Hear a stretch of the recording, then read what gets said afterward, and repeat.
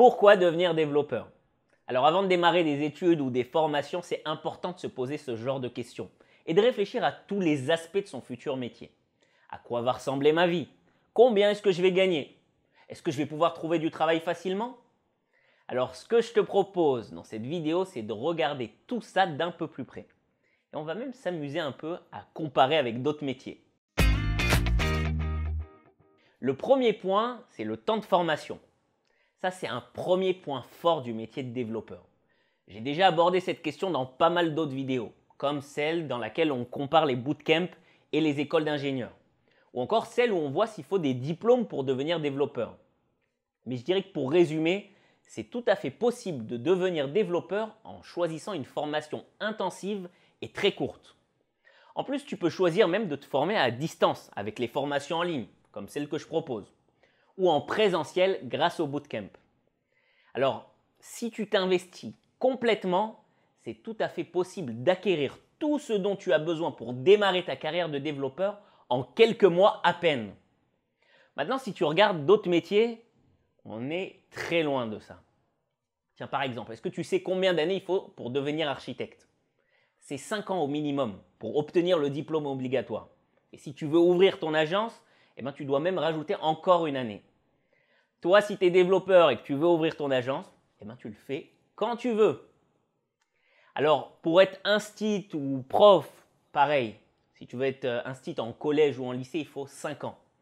Un vétérinaire, c'est 6 ans minimum. Un avocat, c'est entre 6 et 7 ans.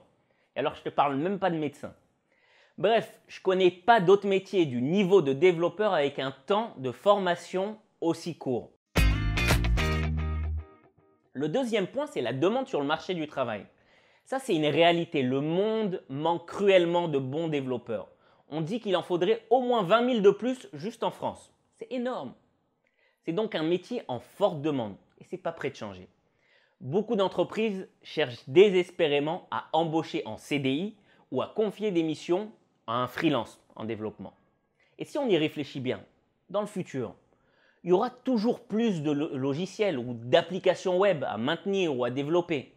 Donc choisir de devenir développeur, c'est plutôt un bon pari sur l'avenir. Est-ce qu'il y a d'autres professions qui permettent de trouver du travail facilement? Oui, probablement. Mais le roi du marché du travail, ça reste le développeur. Maintenant, on va parler un peu niveau salaire. Alors, c'est vrai que le salaire d'un développeur dépend directement de son expérience, comme dans tous les métiers d'ailleurs, et aussi de sa spécialité. J'ai pas mal étudié la question sur les salaires des développeurs en France. Je te mets à chaque fois toutes mes sources dans la description. Alors en entreprise, un développeur junior, ça commence aux alentours de 30 000 € par an. Et ce salaire, il fait qu'augmenter avec le temps et l'expérience. Tu peux facilement dépasser les 65 000 € pour des profils confirmés. Et je ne te parle même pas des développeurs freelance, qui peuvent carrément doubler ce chiffre s'ils s'y prennent bien. Alors qu'en est-il des autres métiers? Il y en a probablement qui peuvent rapporter encore plus. Mais je peux t'assurer une chose, c'est que le développeur, il est clairement dans la fourchette haute des salaires, de ce qu'on peut obtenir en général dans une entreprise.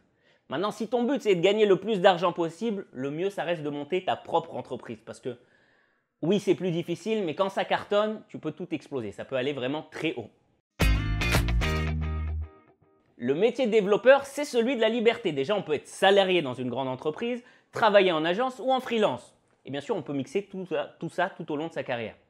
Alors, si tu choisis d'être freelance, tu peux emporter ton ordinateur quasiment partout. Il te faut juste un petit peu de Wi-Fi et le tour est joué. Tu veux bosser au café du coin, pas de problème.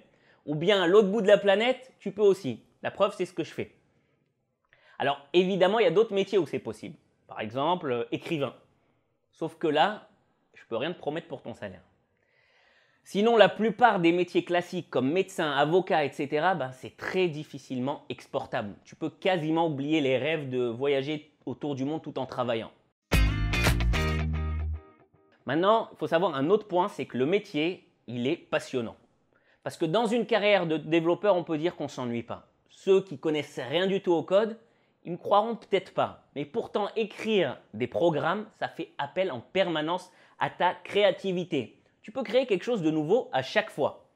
Et puis surtout, il faut se former en permanence.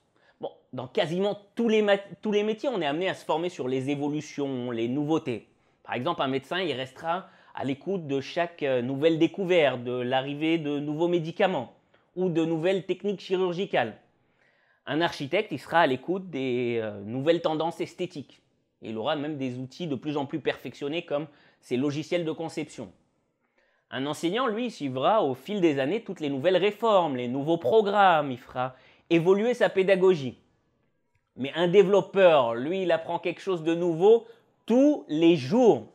Le progrès technologique, il se fait à une vitesse fulgurante et t'apprends sans cesse.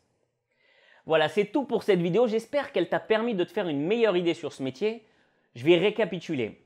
Mais si tu cherches un métier qui est à la fois passionnant, rapide à apprendre, qui rapporte bien, avec toujours plus de demandes sur le marché du travail et surtout qui pourra te donner un max de liberté, franchement, cherche pas plus loin.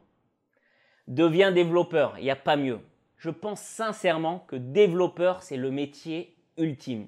Et je ne dis pas ça parce que c'est le mien. D'ailleurs, tu sais quoi?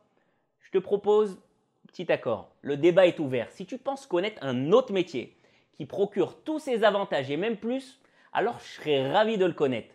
N'hésite pas à commenter juste en dessous de la vidéo. À bientôt.